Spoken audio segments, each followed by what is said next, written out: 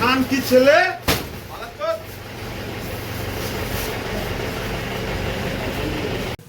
দেখুন, ও তৃণমূলের 30 মার খাঁ হিসেবে ভেবে নিয়েছিল যে আমি 30 মার খান, এবং বহুদিন ধরে লুকিয়ে বেড়াচ্ছিলেন, কিন্তু ওরা বুঝতে পারেনি যে বাংলায় একটা পরিবর্তন হয়েছে সরকারের, এখানে আইন ও শাসন প্রতিষ্ঠা হয়েছে।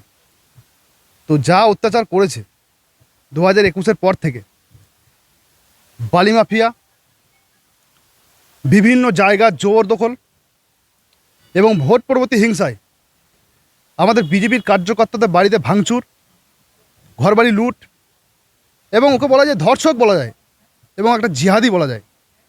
তো সে এতদিন পর্যন্ত এই কঙ্কালী অঞ্চল, যেভাবে কঙ্কালী অঞ্চলকে কুলুষিত করেছে এবং কঙ্কালী মাকে যেভাবে অপবিত্র করেছে, তার শাস্তি কিন্তু এবার শুরু হয়েছে। পরিত্রাণ পাবে না। তৃণমূলে যারা ভাবছে, এখনও পর্যন্ত নানুরের বুকে যারা ভাবছে যে অ্যারেস্ট কেন হচ্ছে না, ওই তো অ্যারেস্ট তো হবে ভাই। এ তো একে একে শুরু, এ তো টেলার, এখনও অনেক বাকি আছে। যে যারা ভাবছে যে পুলিশ প্রশাসন কী করছে, কিন্তু ভাবতে হবে যে বাংলার পুলিশ কিন্তু আর চটিচারা পুলিশ নয়। এখানে খোলা হাতে ছুট আছে। পুলিশ প্রশাসন দিনে ধরে আনবে, সকালে ধরে আনবে, সন্ধ্যায় খরচ করে দেবে, এবং যারা যারা গর্তে ঢুকাছে তাদের সবাইকে বার করে আনবে। তার একটা প্রতিফলন আমরা পেয়েছি।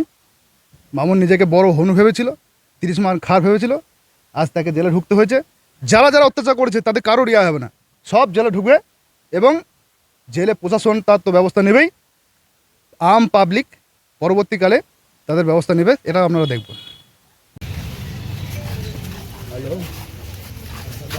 আস্তে আস্তে আস্তে